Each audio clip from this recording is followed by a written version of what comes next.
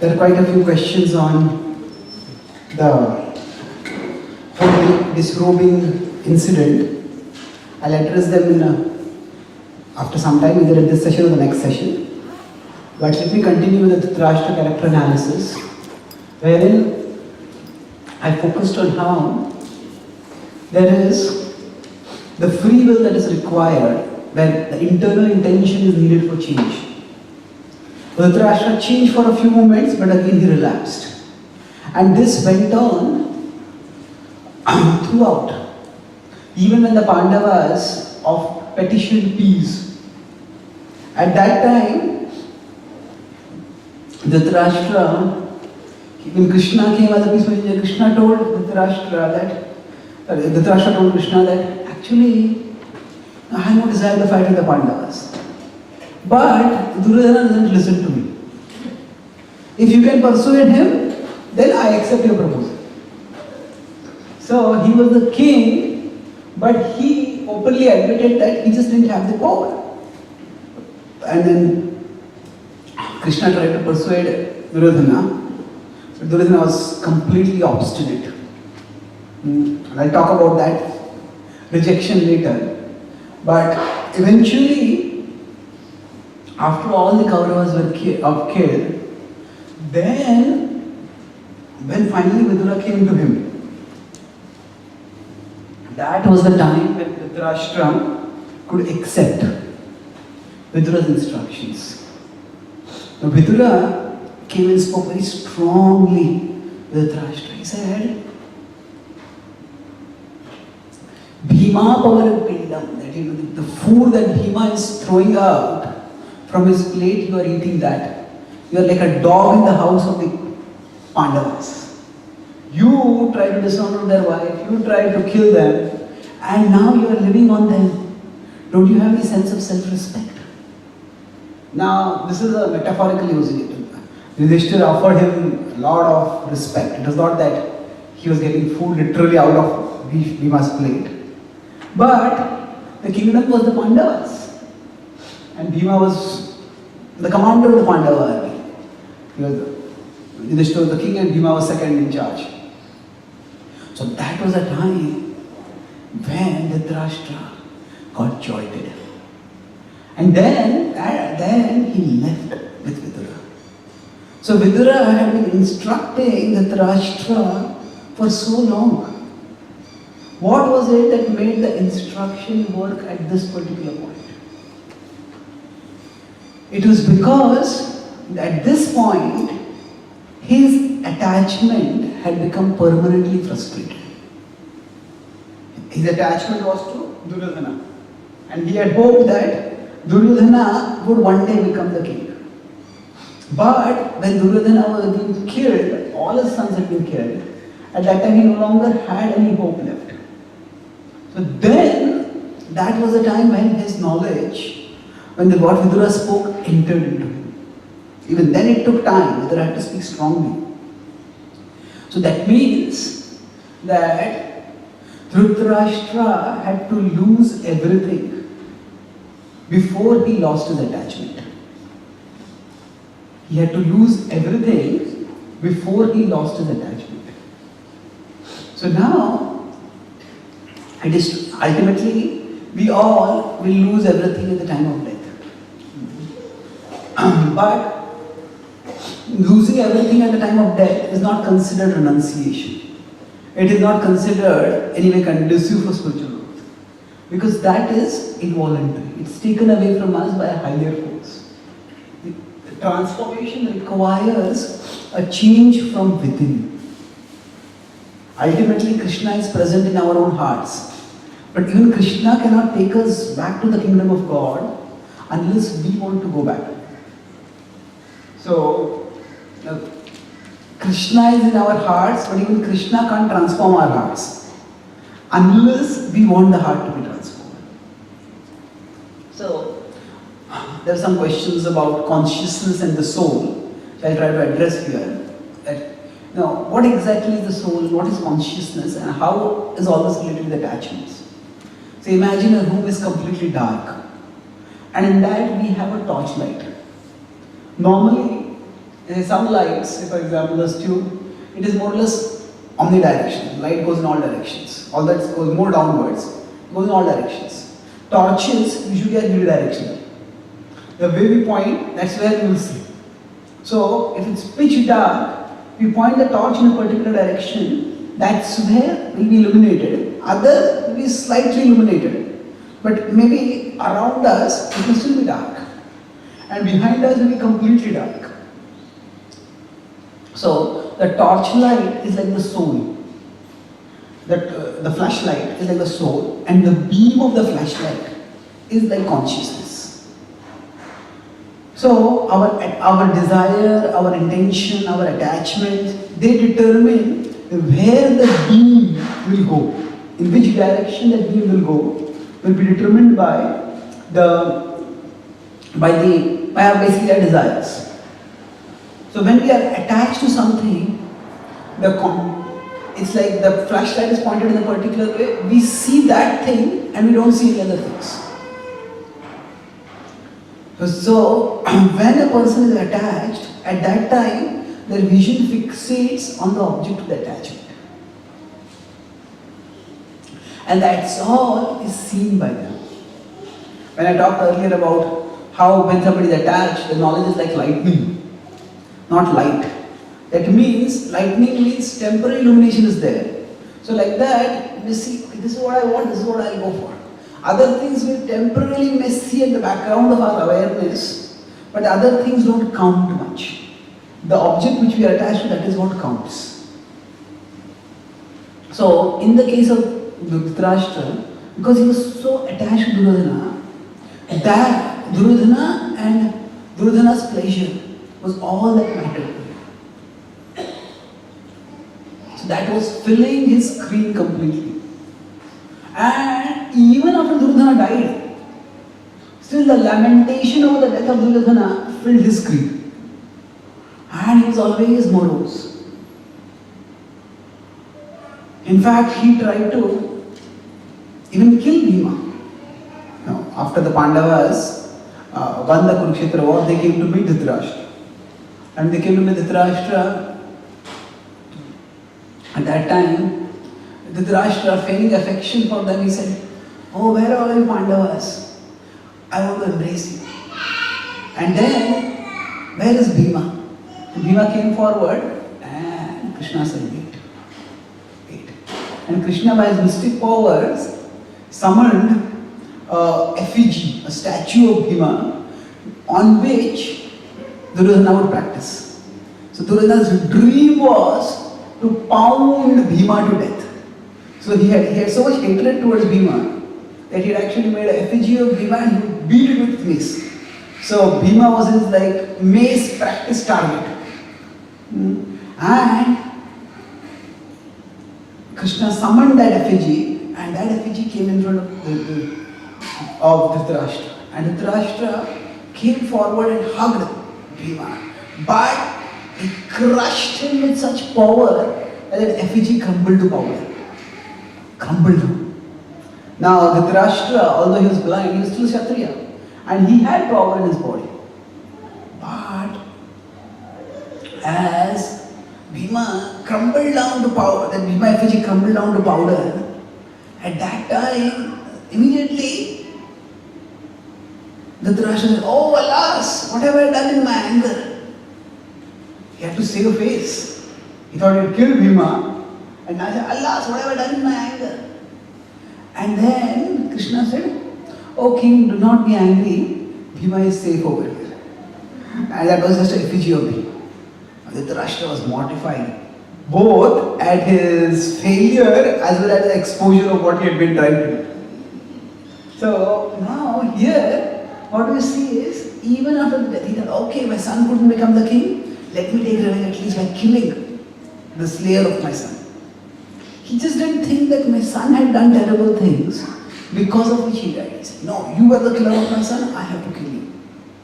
So even after that, his inner screen still remained filled with Duryodhana. Oh, why did he have to die? Why did he have to die?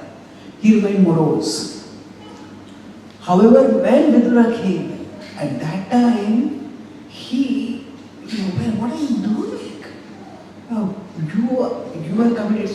positively living the Pandavas, now you are living like a parasite on them itself.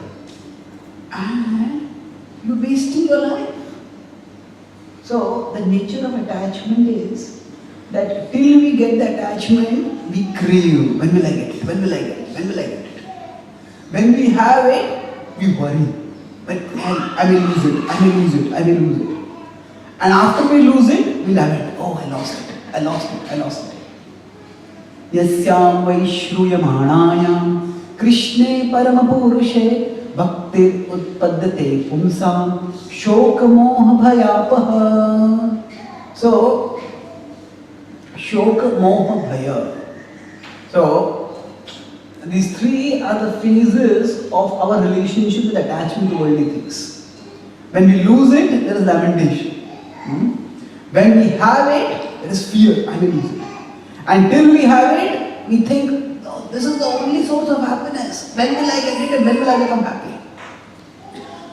So this is how an attachment consumes us. So when an alcoholic is not drinking, alcoholic is thinking, when will I drink? When will I get the drink? When will I get the drink? When will I get the drink? He just can't think of anything else. When they get the drink, oh, this drink is so good, but I want one more. And after they are drunk, what a fool, why did I drink so much? And beating themselves up, and after some time, okay, I want to drink one more. When will I get the drink again? So basically the attachment consumes us mentally and it doesn't allow us to think of anything else. This was the plight of Dhritarashtra. But just like earlier I said that when we are attached to something, then we become desensitized to everything else. So earlier he was desensitized because of his attachment to Duryodhana and he committed many atrocities. Now he was living in a humiliating condition. He was old, he was dependent on the people whom he had tried to slay. And when Vidura came and spoke strong words, that jolted him. What am I doing? I don't want to live like this. I don't want to live like this. And then that renunciation came within him. Now this time also, the spiritual awareness could have been temporary. But this time it lasted because the attachment was permanently frustrated. Because there was no chance ever of getting Duryodhana back and getting the object of the craving fulfilled. So that time he was able to just give it up. So with respect to us, Dhritarashtra represents this, we could call it as irrational attachment. Even when the object of attachment itself is object of attachment to Duryodhana, and Duryodhana himself never really offered much respect to Dhritarashtra. But still he was attached. Generally when we become very attached to someone, the result is that that person gains control over us. And generally if somebody gets control over someone else, it's very difficult to respect someone whom you control. If A and B are two people and A is attached to B and therefore B gets control over A because A just can't tolerate the displeasure of B. So then B will start using A for whatever they want. And because we know that this person is attached to me, they'll do whatever I tell them. If I just press the right buttons, they'll do what I want. So actually, Duryodhana, for the sake of external form, referred to Duryodhana as Dhritarashtra as his father, but he manipulated Dhritarashtra. And he allowed himself to be manipulated. Finally, the attachment broke by Vidura's strong words. So going back to the earlier point of what are the 5 factors that determine our behavior, does anyone remember I mentioned that? The 5 factors? Past life karma, childhood, neighborhood. Yes, free will and Krishna's. Thank you. So now, in this case, whatever is past life karma, He was born as a Kshatriya, he was born as a blind person, he had a particular nature, that is fine. Now, in his upbringing, Dhritarashtra, he always grew up feeling that I was wrong. And then, as long as in his association, Duryodhana was there. Duryodhana kept pressing his buttons. And Duryodhana kept manipulating him, pushing him in the wrong direction. Now Vidura tried to show him the right direction, but that just couldn't register with him. So all of us have a lower side and a higher side. But which side will dominate, that depends on, to some extent, on which side is stronger. And which side is stronger often depends on which kind of association has a stronger influence on us.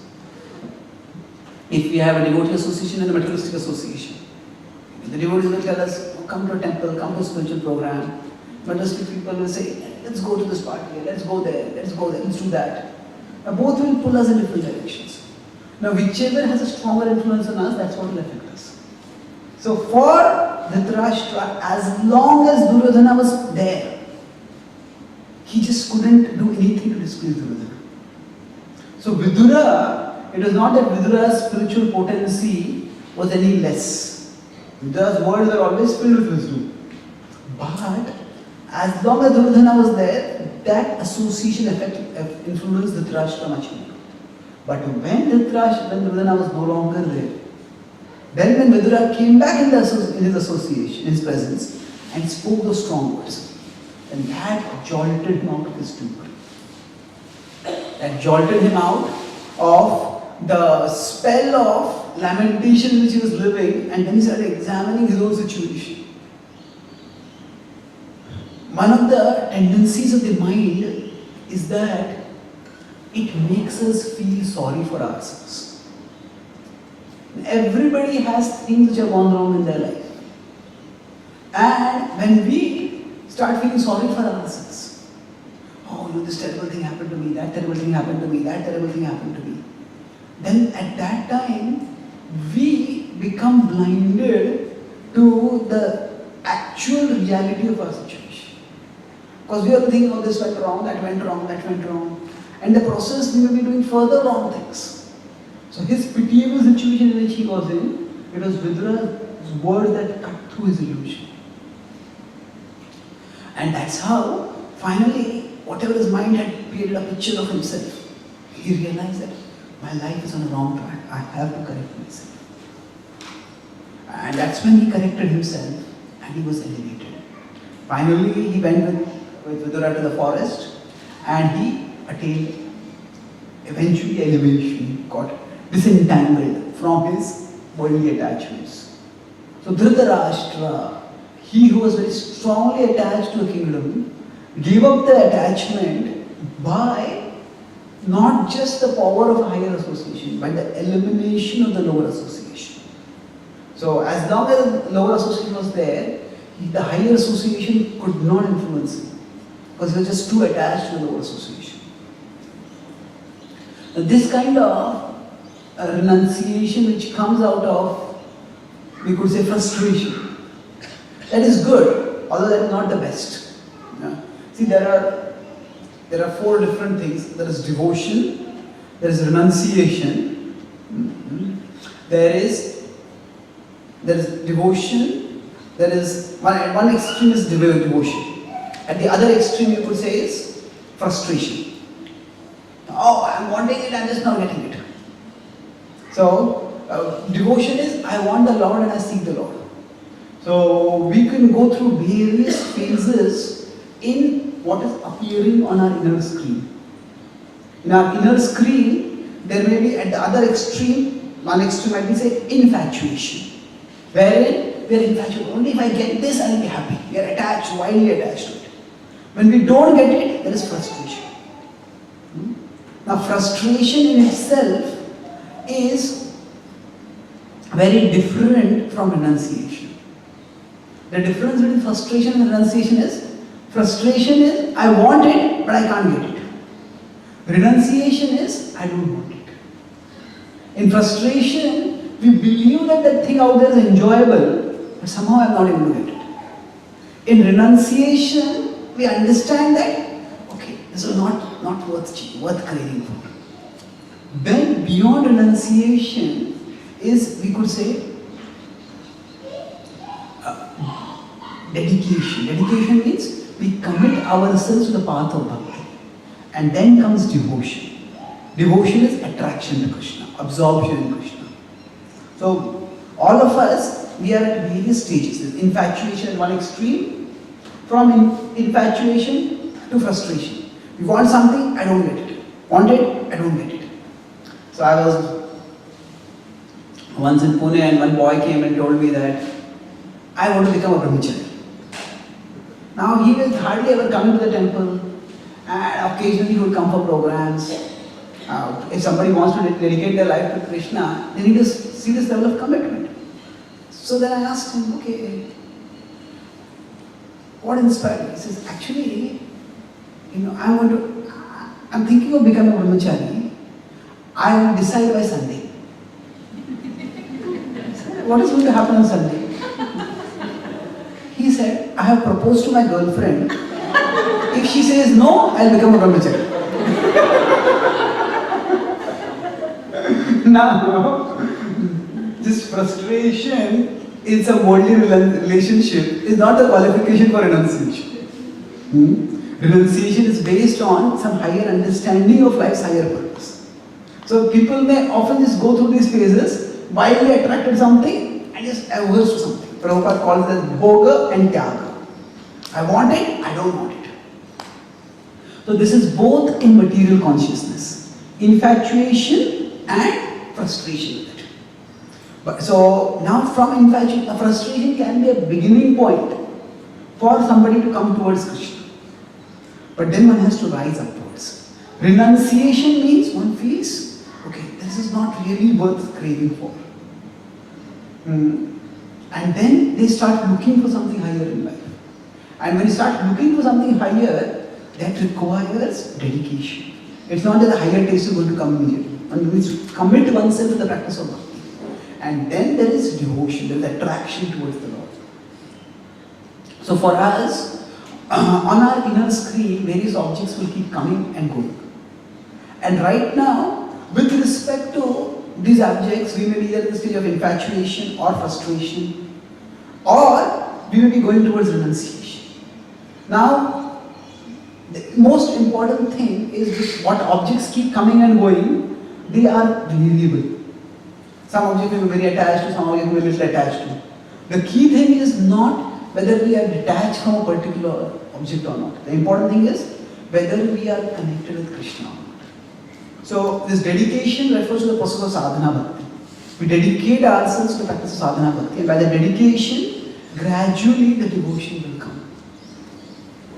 So Dhritarashtra, he was a ritualistic, he used to do his sacrificial fire, he used to maintain. That was just more as a ritual that as a Kshatriya who was living in a pious culture, he had to do that. But he had no conception of any sadhana bhakti. He had no dedication like that. But it's only when Vidura came, and from his frustration, throughout his life, as long as Duryodhana was alive, there was infatuation. After Duryodhana departed, there was frustration. But when Vidura came, that is the time when he came to renunciation. And from renunciation, he rose towards, he renounced the world and dedicated himself to spiritual practice. And that's how he ultimately attained elevation. So Dhritarashtra was eventually able to do the right thing because finally his object of attachment had left him. So for us, if we are finding that, say, if we ought to give up something and not able to give it up, then we have to see what is it that is giving strength to this attachment. All of us have certain attachments, and those attachments are attacked by something and they are strengthened by something. So that means if there is a particular association, a particular situation, a particular stimulation that strengthens that attachment, that is what, if we can weaken it, then gradually we will start increasing our capacity to resist it. It's just like a war is going on. Sometimes two soldiers are fighting with each other. Say two soldiers are fighting, now both of them are evenly matched. So one soldier is stronger than the other soldier. This soldier is getting the better of the other soldier. This soldier wants to win. One way is simply that this soldier has to become stronger than the other soldier. The other is a secondary strategy. Sometimes this war is too tough to win. In war, many times battles are lost if the army's food supply is cut off. If two armies are fighting from each other, and if one army's food supply gets cut off, no matter how determined they may be, soldiers can't fight if they don't have any food. So sometimes, if we are too caught with, say, giving up something, I want to give up this. And even when we are practicing bhakti, we are thinking, why can't I give this up? Why is this situation there in my life? Why is the attachment there in my life? Then we are not conscious of Krishna, we are conscious of the attachment. And at that time, what happens is, even when we are practicing bhakti, we are not remembering Krishna. It is the remembrance of Krishna that strengthens us. So what is happening? We are fighting with the attachment, we are being defeated by the attachment. But at the same time, in the background, our connection with Krishna, which is our strength, we are not actually connected with Krishna also. So we will be beating ourselves up, why can't I give this up, why can't I give this up, but still we will keep relapsing. Because we are not strengthening ourselves, we are weakening ourselves. On the other hand, if you are facing an attachment, you are not able to give it up, we find out what are the sources of strength of this attachment. What is it in my life that is nourishing this attachment?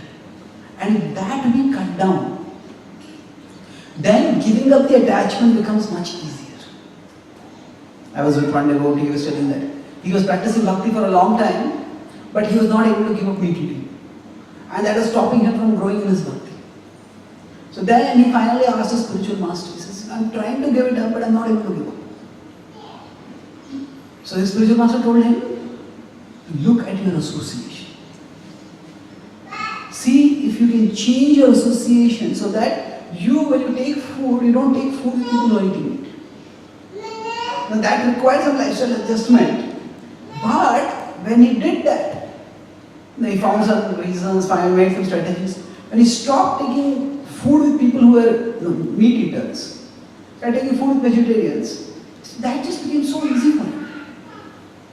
So it was not that the taste of meat was so strong that it was attractive. It was more the social pressure of being of eating meat to belong to a particular group that was pressurizing. The culture is very peculiar. In the Western world, being vegan is considered cool. If you tell I'm a vegan, okay, good, we will arrange food for you. In India, being vegetarian is considered old-fashioned.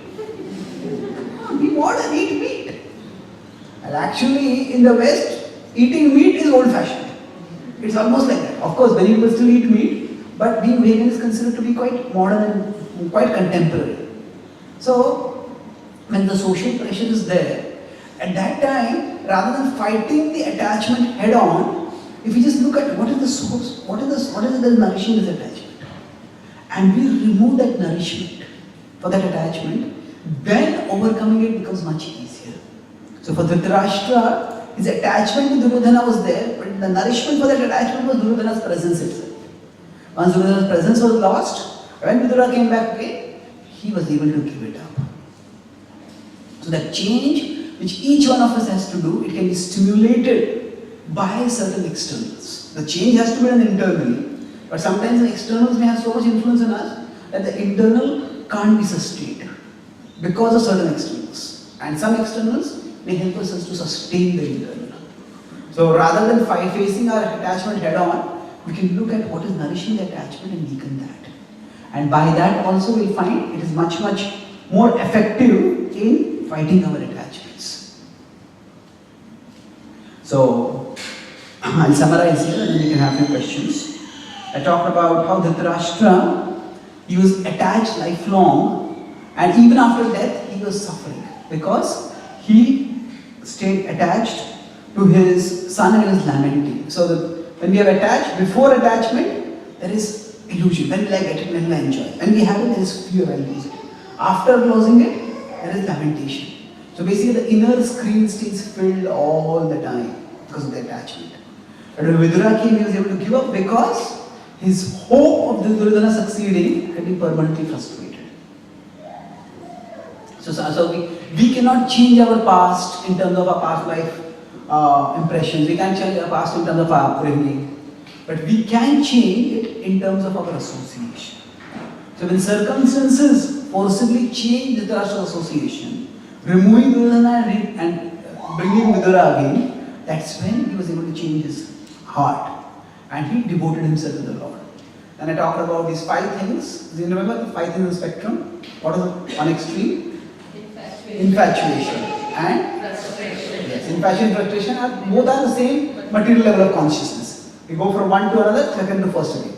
But when you want to start rising higher, then what is the first? Yes. Renunciation means I'm not interested in this. There must be something better in my life.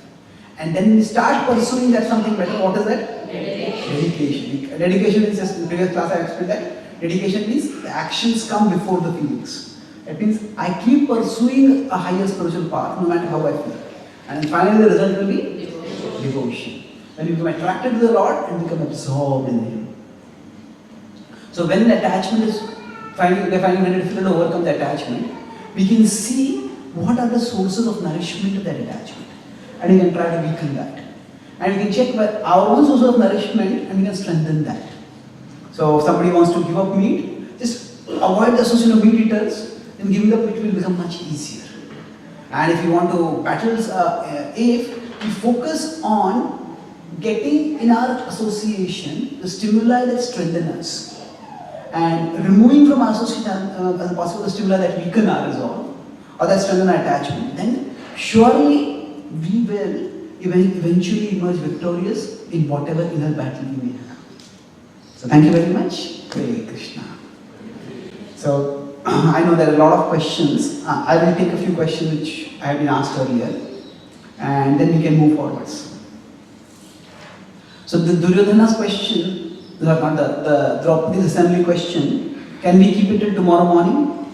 Because at that time I'll talk about Duryodhana, his psychology, and then I'll talk about everything about him. Why did Bhishma remain silent? Why did Krishna gamble for so much? All those I'll discuss later at that time, tomorrow. So, any questions any of you have? There are a lot of questions in the first session also. Yes, please. Question from the first session. Yeah. You mentioned that we call Kshatriya Bhav. Ishvara Bhav. Yes, Ishvara Bhav is the characteristics of the Kshatriya. How it is possible? Kshatriya Bhav is more of goodness, and Kshatriya is Ishvara Bhav is more of goodness, and Kshatriya is more of passion. So how can you do that? Ishvara Bhav is more of goodness and Kshatriyas are in passion. Ishvara Bhav, actually the word is a little ambiguous, can sound a little confusing. Ishvara Bhav does not mean Bhava for Ishwar. It means Bhava of Ishwar. Bhava for Ishwar means emotion for the Lord, attraction for the Lord. That is not what Ishvara Bhav means. Ishvara Bhav means the mood of Ishwar. That means I am the controller. The controlling mentality is a characteristic of Kshatriyas. Now, as I said, in life, in society, in the world, somebody has to be the leader.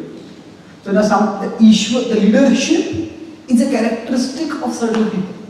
Now, how they use that leadership, that is up to them. Yudhishthira had leadership qualities, Duryodhana had leadership qualities. So both of them, in one side, had a sense for Duryodhana to maintain the faithful following of his 99 brothers throughout his life. It required that he must have had some leadership skills. But he used those leadership skills for a wrong purpose. So in that sense, the qualities themselves are value neutral. Just like say singing ability. That's a value neutral quality. Somebody may sing spiritual songs, somebody may sing sensual songs. Speaking ability. So similarly, leading ability. That is a value neutral quality. It can be used for positive purpose, it can be used for negative purpose. So that's the quality of the So that's why controlling, trying to get things done in the world, that is largely characteristic of the mode of passion. In the mode of passion, we focus on controlling the world and making things happen according to our plan in the world. And that corresponds to the Kshatriya mentality. Any other questions? Yes, please. Prabhu, you said that at the end, Mahabharata, Dhritarashtra finally enlightened by Buddha, and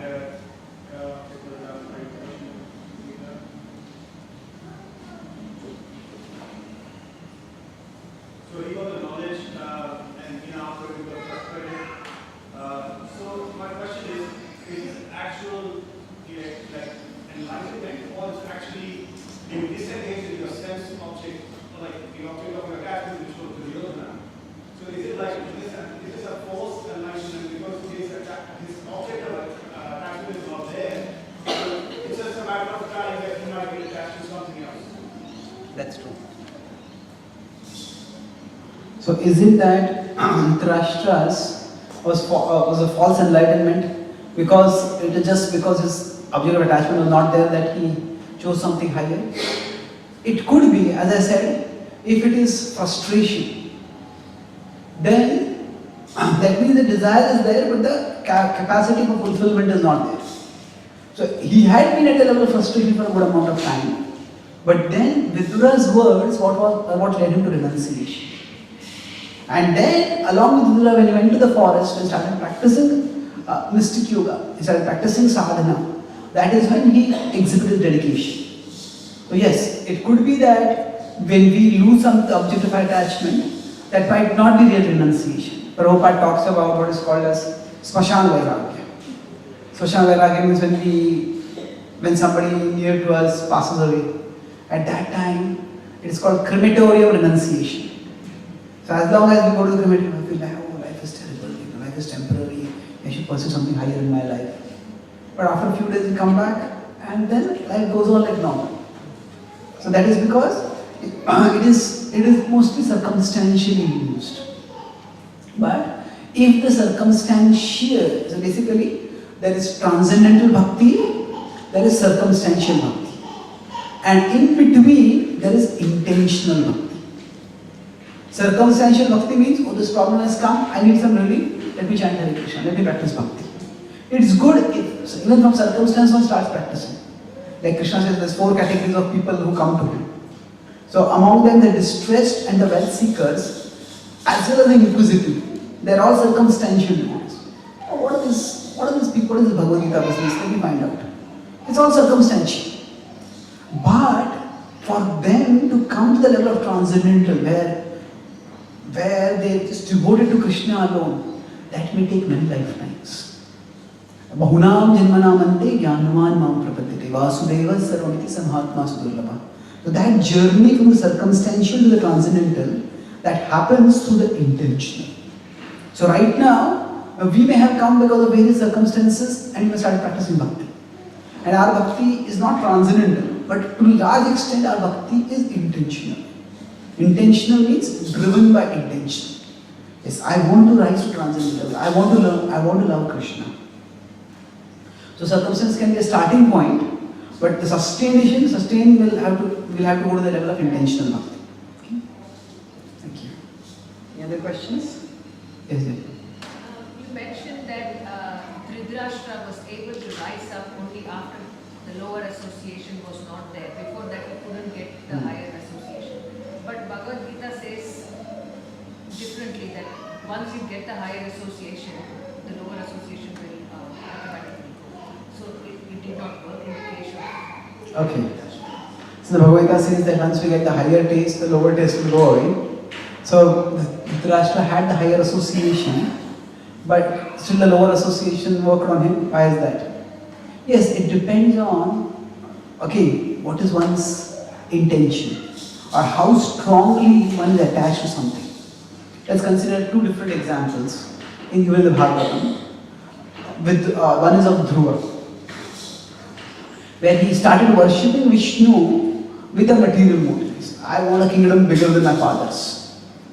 And there is also the 11th canto the example of Pururava, who worshipped Vishnu, performed an elaborate yajna for getting Urvashi. Now both of them were successful in their practices by which Vishnu appeared before them. Now when Vishnu appeared before Dhruva, Dhruva said, "Oh, why do I want such a kingdom? That is like a broken piece of glass. You, O Lord, are like the jewel." So Kacham Vichinvan Abhigam Viratnam Swam Kathatosmi Varam Nayachi.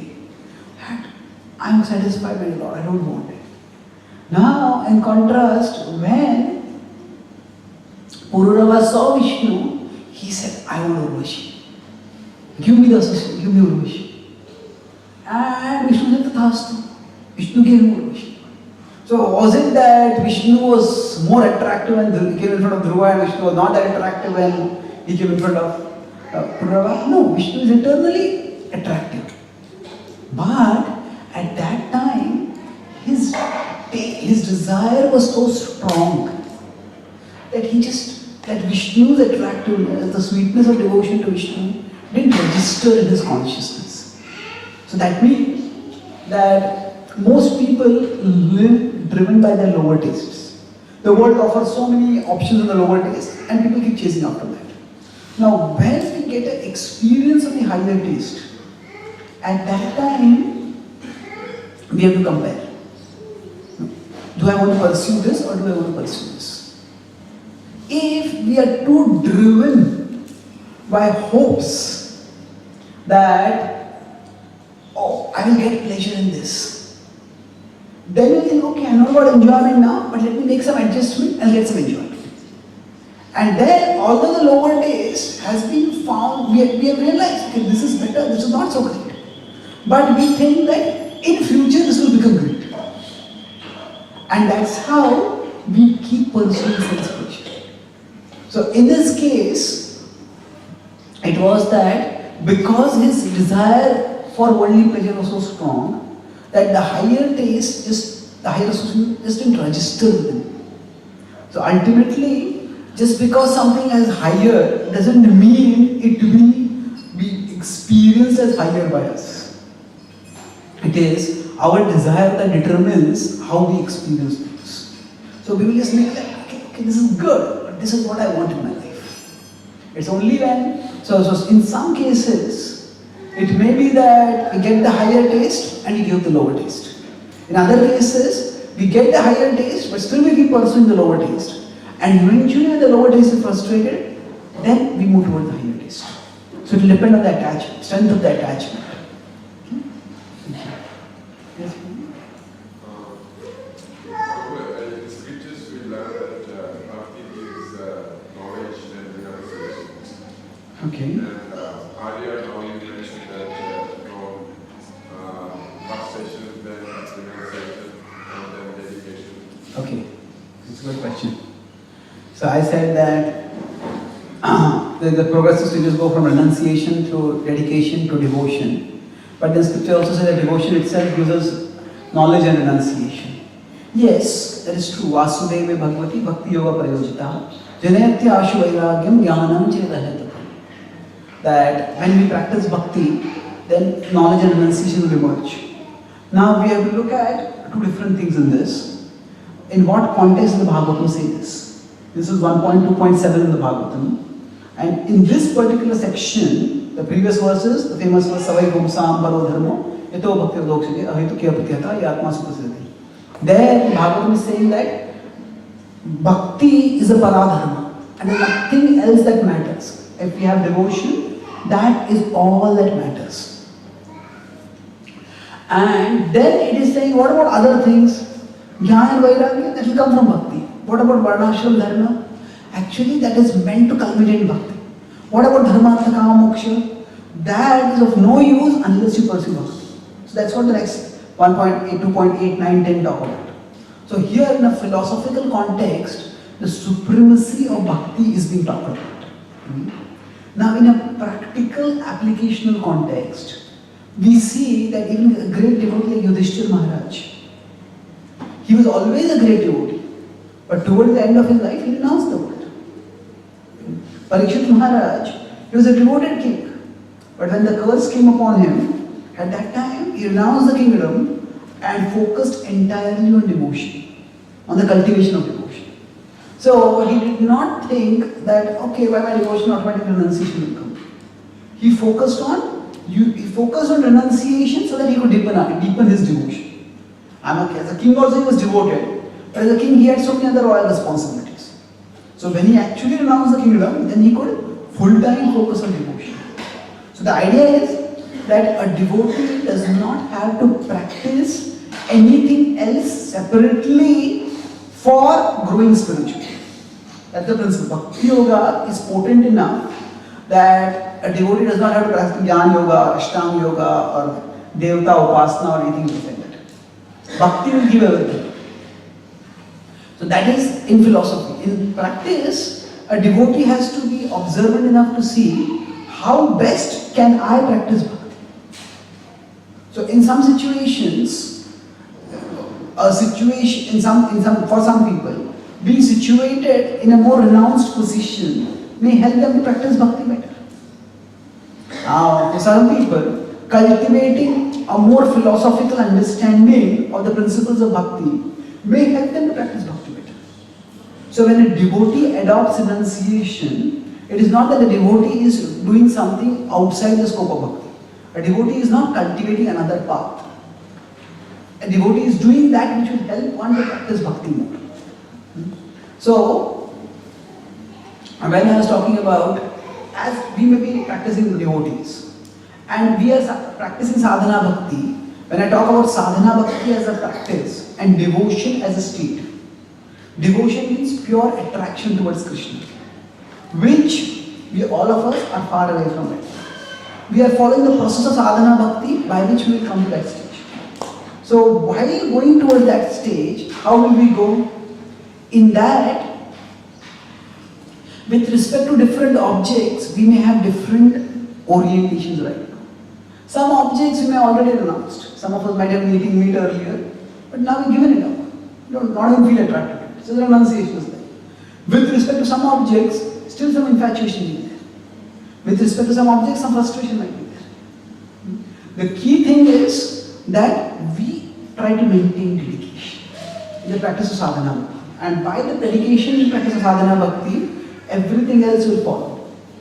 So as we say dedicated to practice sadhana bhakti, we'll get the higher taste, and by the higher taste, the lower taste will go away. So it's not that a devotee tries to separately seek renunciation. A devotee focuses primarily on the cultivation of devotion, and if renunciation is useful, a devotee cultivates renunciation also. And by the practice of dedicated sadhana bhakti, a devotee will come to the stage of renunciation gradually. Is that confusing or is it clear what I'm saying? So, when someone gets frustrated and then he comes to the point that in the case of Dhritarashtra, he kind of gave up and then he the dedication.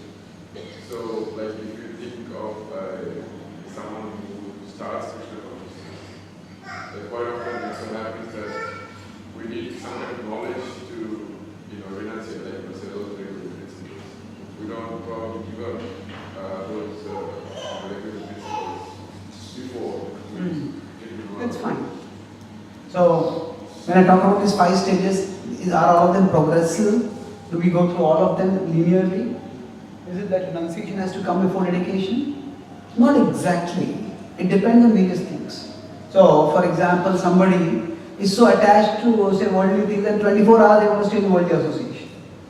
Then, if at least a couple of hours in a week they are coming for a program, they are having that much renunciation. Without that, they couldn't have dedication. If somebody is chanting Hare Krishna regularly, that means they have that much renunciation. Otherwise, they would not be able to chant Hare Krishna. So, renunciation is not necessarily digital. You have renunciation, you don't have renunciation. Renunciation can also be analog in degrees. So, just to practice sadhana bhakti also requires some renunciation. Otherwise, without a renunciation, dedication is not possible. And you can also say by dedication, renunciation will come. Once you start practicing sadhana bhakti, you start getting some taste. Hey, this is good. It's transforming me. I'll put more time in this. So it's not a this or this process. It's a this and that process. Okay? Any other questions? Yes, please.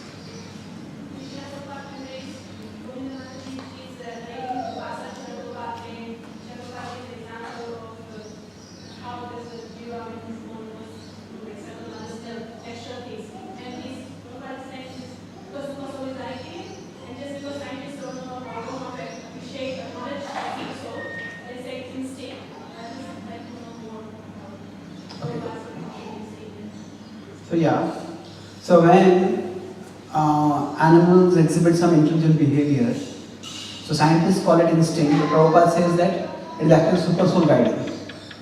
Yes, both are true.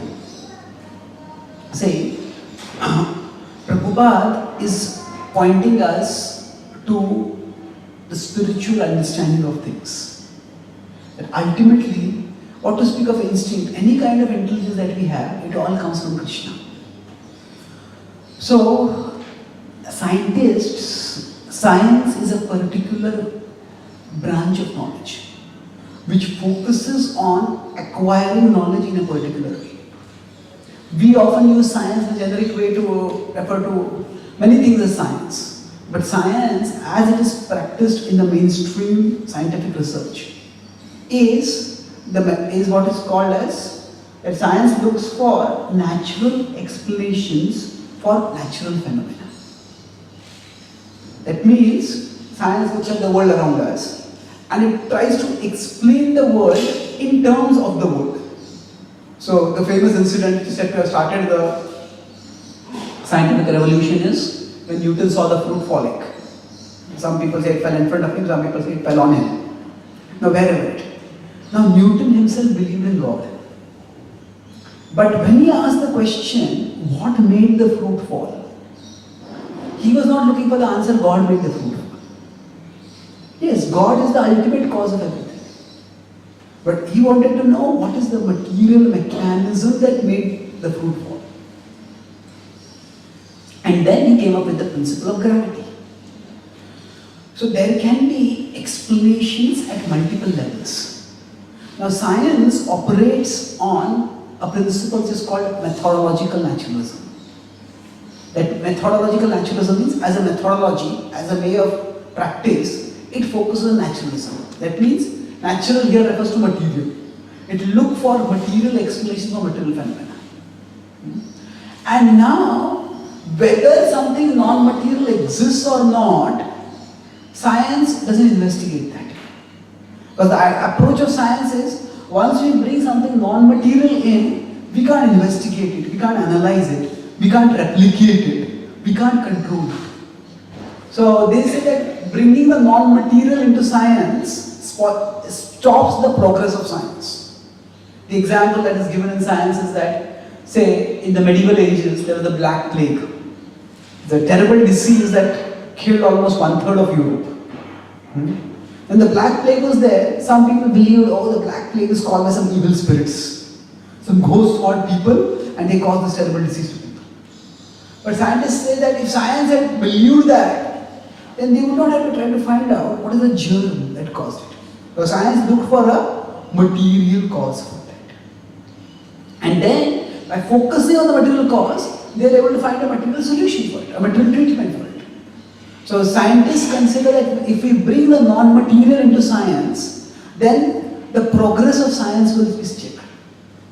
That's why science, as a matter of methodology, focuses on looking for natural explanations for natural phenomena. Now, some scientists, not all, some scientists extrapolate from this and say that nothing non-natural exists. As a methodology, science will look for material explanations of material phenomena. But beyond methodological naturalism, some scientists go to metaphysical naturalism. That means say nothing beyond nature exists. Now this is not provable by science. All that science can say is we are looking for material mechanisms to explain this. But is there anything beyond that? That science can't say. So Prabhupada is pointing us to something beyond that. So now the material mechanism and the non-material agency, they both can exist in parallel. How? Suppose we consider a billiards board, and then one ball hits another ball and a whole set of balls moves and a particular ball goes into the hole. Now this whole motion of all these balls can be explained in terms of the laws of physics. This ball hit this ball with this force from this angle, with this momentum, and that's why this ball moved. It is a complicated description, but you can describe in terms of the laws of physics why this ball went into the hole. Now, if you were looking at the table, that would be the explanation. But if we moved our view further, we would see outside the table there is an expert player. And that player hit the ball with the stick. So what caused the ball to go into the hole?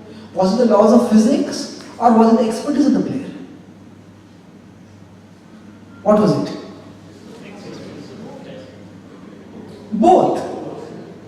Both, isn't it? The expertise of the player is also true. Now the player himself or herself may not be specifically aware of the laws of physics, but the player uses that. So the laws of physics is also one level of explanation. The laws of physics are not a complete explanation, but they are an explanation. We don't have to reject laws of physics as an explanation. Say there is a India-Pakistan cricket match and the last ball is there and Indian batsman is batting. India needs 6 to win. And the ball is short pitch, the batsman hits the ball and goes over the boundary and India wins. And so, how did you hit that sixer? By the law of physics. Well, the law of physics only describes the trajectory of the ball after the bat and the ball came in contact. But the law of physics does not explain why the ball existed in the first place, why the bat existed in the first place, why the ball and bat came in touch with each other, why the ground existed, why the player existed, why the spectators existed. So the laws of physics are not a complete explanation. Laws of physics, they simply describe the correlation between causes and effects. If this cause is there, this effect will come. So that's all laws describe. Laws don't describe why the causes exist or even why the correlation that way between cause and effect exists. All it describes is if this cause comes, this effect will come. And then when we say that we can explain why the ball went into the hole or why the ball went over the boundary, all that it means is we can say this cause led to that cause, that led to that effect. So science offers us explanation within a particular domain. Some scientists extrapolate it to say that this is itself the complete explanation and nothing more is required. And Prabhupada is very strong in saying that this is not correct. And this idea that science has all the answers to all the questions that can be asked, this is not science. This is not a claim of science. It is actually an ideology which is called scientism. Scientism is the idea that science has the answer to all questions. That science has the answer to all questions. This is not a scientific claim. Because science can't prove that. Is there a scientific proof that science has the answer to all questions? No, we cannot have mathematical proof for that. That is a claim. It is based on an ideology. That means science is simply a tool for acquiring knowledge. And within its method of acquiring knowledge, science will use certain terms. So we are not against those terms. What is the problem is, if those terms and that explanation is considered to be the final explanation. If that is considered to be the ultimate explanation and nothing else beyond is considered, that is when the problem comes up. So the super soul is acting, yes, no doubt. Super soul is acting when you are asking the question, super soul is acting when I am answering the question. But if we want to identify particular talents, this person has singing ability, this person has speaking ability, this person has artistic ability. Now these are all names. We could say everybody has ability for the super soul. But when we want to identify talents and engage people, then we will use some nomenclature. So that nomenclature doesn't deny that ultimately everything is coming from the super soul. So there is musical ability, speaking ability, artistic ability, all comes from Krishna. But if you want to use it for particular purposes, we have to give it particular names. But when the act of giving names is considered to be the complete explanation, then that is where the problem comes up. So science, if you look at Prabhupada's presentation carefully, sometimes it may appear as Prabhupada is criticizing science and scientists. But Prabhupada is not criticizing science and scientists. There's a well-known conversation with Prabhupada says, Prabhupada, we are not against the knowing spirit of scientists. We are against their atheism. If science wants to inquire, how did this happen? How did that happen? That's fine. There's nothing wrong in that. But if we start thinking that this material explanation is a complete explanation, and there's nothing beyond that, then that is where the problem comes in. So instinct is one level of explanation. It is not the complete explanation, but it is one level of explanation within one way of looking at things. So, does that answer your question? Okay. Any other questions? Yes, please. How one can increase mindfulness so that positive impressions become favorable to devotion, becomes a nature? Okay. How can we become more mindful so that the favorable impressions for devotion become a nature? In general, we have to start from where we are. That means, say, this is a circle of bhakti, and this is the circle of what I like. Generally, if we like something, it is very easy to be attentive to it. If I like music, wherever I hear music, I'll become attentive to that. Now, if far away also music is going on, my antenna will go, what is this music? And immediately will recollect that. So what we do is, we find a circle of the things which we like, we look at the circle of bhakti, and see where the two intersect. And where the two intersect, that is where we can be naturally and easily be Krishna conscious. Because say if somebody likes music, and then there's devotional music, then it's easy for them to be conscious of Krishna through the medium of music. And through that, gradually, as the attraction to Krishna increases. Initially, somebody is conscious of music. But over a period of time, you will start noticing that, okay, there is mundane music and there is spiritual music. There's a difference between it. When I hear spiritual music, there's a depth to it. It is not there in mundane music. It's just titillation, but there's some kind of transformation is happening. So initially it will just be attraction to music, but afterwards we say it's not just music. There's something more in this music. And what is that something more? That is Krishna. And then our interest in Krishna will also increase. That means in this whole circle, we try to be conscious of Krishna in all the bhakti activities. But it's not that easy for us. But at least we start with that which we are naturally attracted to. And from there, we move onwards. And there are certain bhakti activities which we are all meant to do. We have the chanting of japa, we have the worship of the deities, we have going to the temple and various services like that we do. But while doing this, we are observant to see which stimuli attract us the most in bhakti. Rupa Goswami in his Ujjwal Neelamani uses the word Uddipan. Uddipan means spiritual stimulus. He says, each of us should look for our Uddipan. So just like everybody has certain sense objects which they are attracted to. Like alcoholic, for them as soon as they see a bottle, their imagination goes in overdrive. So all of us have certain sense objects. And somebody is a cricket fan, after they see some cricket score immediately, their thoughts get triggered. So just as there are certain material objects which trigger our desires, which activate our imagination, similarly all of us can also have spiritual objects that activate our desires, that trigger our imagination. So we find out those objects and we consciously try to keep them accessible to us.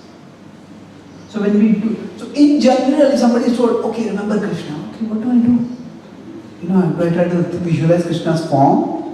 Do I try to recite a verse? Do I try to chant the holy names? What do I do? What do you mean by remember Krishna? And we have to find out which Uddipan related to Krishna we can get easily connected. Now, all these are way of remembering Krishna. But somebody, if they find a particular darshan that is very attractive, then keep that accessible. Look at that. Oh, this is Krishna.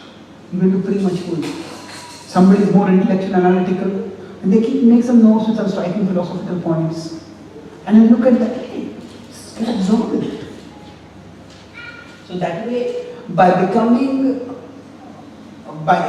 keeping our particular deepen, our particular spiritual stimuli more and more accessible to ourselves, we can become more and more mindful of devotional stimuli. Are there any other questions? Okay. Sorry, come again.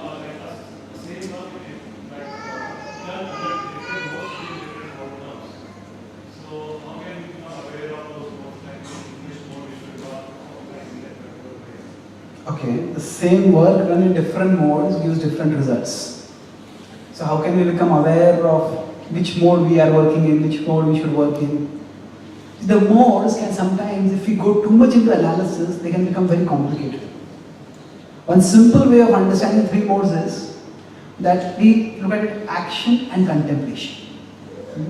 So in the mode of goodness, there is first contemplation and then action.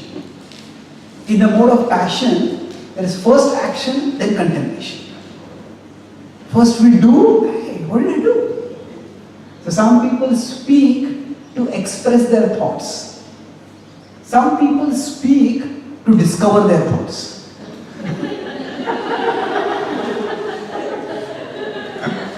They speak, what is it? We often have slip of tongue. So, in general, the action, where the action comes before the contemplation, that is mode of passion. When the contemplation first comes first and action comes later, that is mode of goodness. And so Krishna says, Prakash, Sarvadvareshu Dehesmin Prakash Upajayate, Jnanam Nidadada Vidyat, Viruddham Sattvam Vidyat. Prakash means illumination. Illumination refers to contemplation. The inner light is there. Should I do this? Should I not do this? That's contemplation. Whereas in the mode of passion, it's just action. Lobha pravrittira arambha karmanam ashmaspura rajasyetan jayante viruddhe vadarshana. And the karma, I have to act. Say Nike has this slogan, just do it. Don't think, just buy. And that's the idea. Just do it. So now, in some cases, there is neither action nor contemplation. There is simply delusion. Aprakasho apravrittischa pramado mohayevacha tamasyetani jayante vivruddhe kurunandana. These are three verses, 14.11, 12 and 13 in the Gita, which talk about the three modes. So there is neither action nor contemplation, there is delusion. Hey, if this happened, I do this, I'll do that. If this happened, this will happen. If this happened, this will happen. Oh, if this happened, that will be so nice. If that happened, that will be so bad. It's all that is going on in the head, but nothing is happening practically. So that is in the mode of ignorance. So in general, we have to act in life. And if we contemplate and act, that is action in the mode of goodness. The nature of our life is so fast that it is not always possible to be in the mode of goodness. We are running around. It's not always possible to be thoughtful. So we may be in the mode of passion when we are doing certain activities or when we are rushing through life, getting this done, getting that done. But there should be phases in our life in the mode of goodness where we introspect. And then we can do some course correction. So, even if our overall life is in the mode of passion, but if we make sure that our major decisions about life are done in the mode of goodness, or are done when we are in the mode of goodness, then we may be in the mode of passion, but we won't get carried away by that mode, because we will be introspective. Okay. So, if we are living in a particular society, we have to live to some extent in that, we have to conform with that. But we don't have to entirely conform with it. If it's a fast-paced life, everybody is living, we also have to live a fast-paced life. But if we have within that fast-paced life certain times where we have time for contemplation, for introspection, we create some breaks in our life. That's when we'll have goodness. So our practice of sadhana bhakti, those are the times when we hear, when we chant, we associate. This is when we come to the mode of goodness. And that's how we can overall bring our life in a proper direction. We don't have to worry too much while doing each action. Am I doing it with goodness or am I doing it with passion? Because that kind of analysis will lead to paralysis. When you have to do something, you have to do it. So somebody says, no, there is no mic for that program. Can you get the mic? And somebody says, I'll walk very slowly. The class is about to start, get the mic quickly. Says, no, I want to go in goodness.